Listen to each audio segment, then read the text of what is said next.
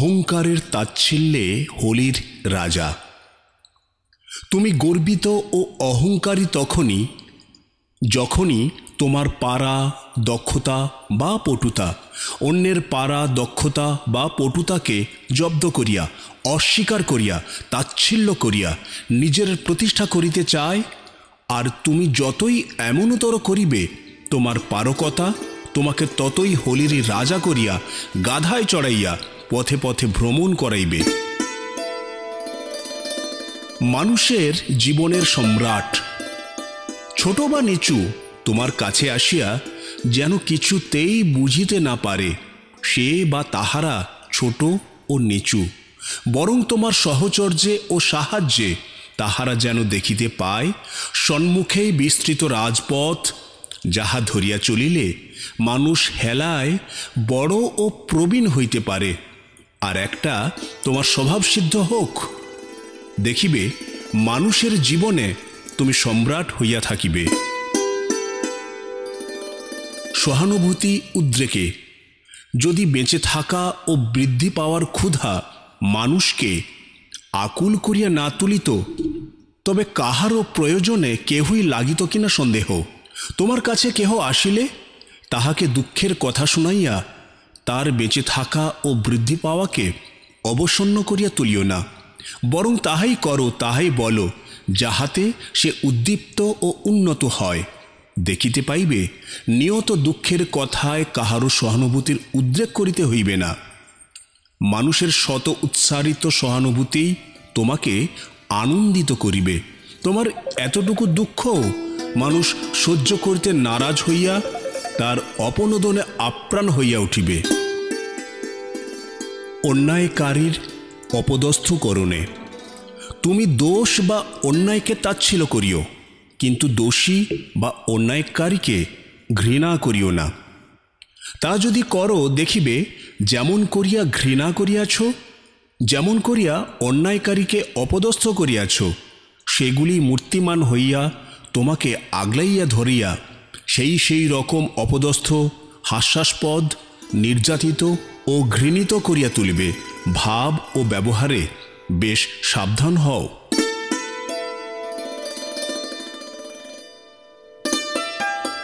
দোষ দৃষ্টির চশমা চোর, যে লোককে খারাপ দেখিতে জানে, দোষ দৃষ্টির চশমা চোরের সহিত তার কমই সাক্ষাৎ হয়।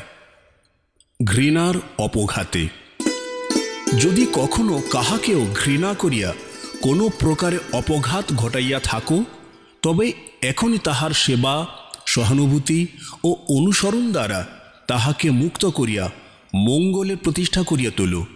নতুবা ওই ঘৃণায় অপঘাত করাই তোমাকে তোমার জগতে এমন অপঘাত করিবে, দেখিবে অদৃষ্টতে শত ধিক্কার দিয়াও পথ পাইবে না। দোষ দিয়ে দোষ পরিষ্কার, যে দোষ কুড়িয়ে নেয়, দোষ দিয়ে দোষ ঘষে পরিষ্কার করতে চায়, ভাবনা নেই তার দোষ বেশ ভালোই পরিমার্জিত হবে। দোষ হতে বঞ্চিত হওয়ার বালাই তাকেই বহন করবে না নিশ্চয়ই। বেদনায় বা শাস্তিতে, যখনই বেদনা কিংবা শাস্তি মানুষের মনকে জুড়িয়েও দেয় না, উন্নতও করে না, তখনই তা সংক্রামক মাছির মতন পারিপার্শ্বিককে আক্রমণ করে, অপকর্মের সৃষ্টি করে। বড়ত্বে ধর্মানুসরণ, যে যেদিক দিয়েই বড় হইয়াছে, বুঝিও সে সেদিক দিয়েই বড় হওয়ার ধর্মকে অনুসরণ করিয়াছে, তাই সে বড়। আর যে তা করে নাই, তার বড় হওয়া আফসোসেই বৃদ্ধি পাইয়াছে। চিররুগ্ন যশ, মান যার ক্ষণভঙ্গুর, যশ তার চিররুগ্ন। আদর্শ প্রতিষ্ঠায় উন্নতির অভিনন্দন, তুমি তোমার আদর্শকে প্রতিষ্ঠা করার জন্য যাহাতে তাহার কোনো প্রকার অপঘাত না আসে, এমনতরভাবে যাহাই কিছু করিবে, উন্নতি নানা প্রকার উপঢৌকন লইয়া অভিনন্দনে উদ্গ্রীব হইয়া তোমাকে বরণ করিতে অনুসরণ করিবেই করিবে, স্থির জানিও। প্রকৃত বীরত্ব বাধার নিয়ন্ত্রণে, তুমি শক্তিমান তখনই যখনই দেখিবে বাধা তোমাকে আর হুমকি দেখাইতে পারিতেছে না, বরং বাধাকে এমন করিয়া বিন্যস্ত করিয়া লইতে পারিতেছ যাহাতে সে তোমাকেই পুষ্ট করিয়া তুলিতেছে। তোমার জ্ঞান যখনই তোমার চরিত্রকে এমন করিয়াই অনুলেপন করিবে, প্রকৃতি তখনই তোমাকে প্রকৃত বীর বলিয়া অভ্যর্থনা করিবে। অন্দর বীরত্ব, বীরত্ব ও পারকতা যার মেয়েদের কাছে মুখর হইয়া ফুটিয়া ওঠে, বহির্জগতে বাস্তবে আসিলেই সূর্যতাপে সে যে মলিন হইয়া এলাইয়া যাবে, ইহা নিশ্চয়। দীনতার ভানে ইষ্টাপঘাত, দীনতার ভানে সামর্থ্যকে তাচ্ছিল্য করিয়া সেবক, ভক্ত বা সন্তান ভাব পোষণ করায় ইষ্ট বা গুরুকে বাস্তবিকভাবে হীনতে প্রতিষ্ঠা করাই হয়। এর চাইতে তাকে অপঘাত করার প্রকৃত পন্থা আর কি আছে? কৃপা, কৃপা পাওয়া তাকেই বলে। করা বা সেবার ফুরসত যেখানে মুক্ত, আর তা পেলেই পাওয়ার পথ আপনি মুক্ত হইয়া দাঁড়ায়। শুধু যৌন সম্বন্ধে স্বামী স্ত্রী, শুধু কাম ও প্রবৃত্তি কখনো কাহাকে প্রকৃত স্বামী বা স্ত্রী করিতে পারে নাই, পারে না। দূষণীয় কাম ক্রোধ, কাম ক্রোধাদি তখনই দোষের যখনই তারা তোমার আদর্শকে প্রতিষ্ঠা করার বাধা দেয় এবং তোমার পারিপার্শ্বিকের বাঁচা ও বৃদ্ধি পাওয়াকে অবসন্ন ও অপঘাত করে।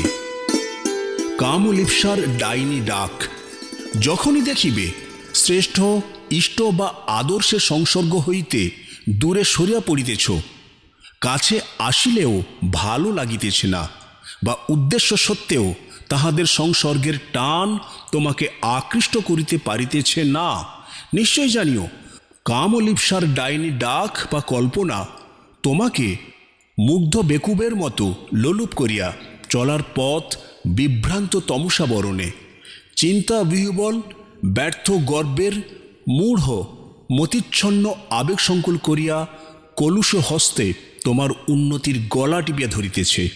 ইহা নিশ্চয় বুঝিও, সাবধান, পারো তো সরিয়া দাঁড়াও।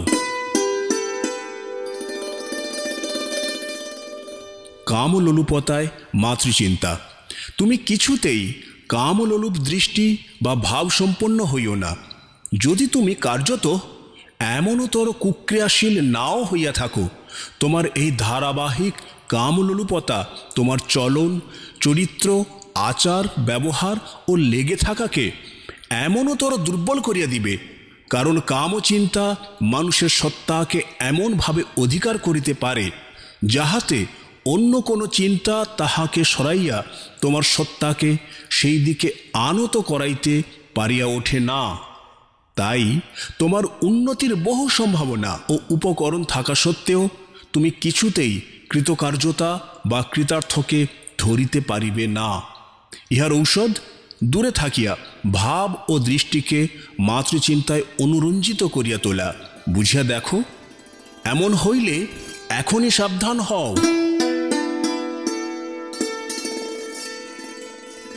শ্রী শ্রী ঠাকুরের এমনই উদ্দীপনাপূর্ণ বাণী শুনতে সঙ্গে থাকুন সাবস্ক্রাইব করে। বং মুনি কথা, মুনি ঋষিদের জানা অজানা নানা কথা।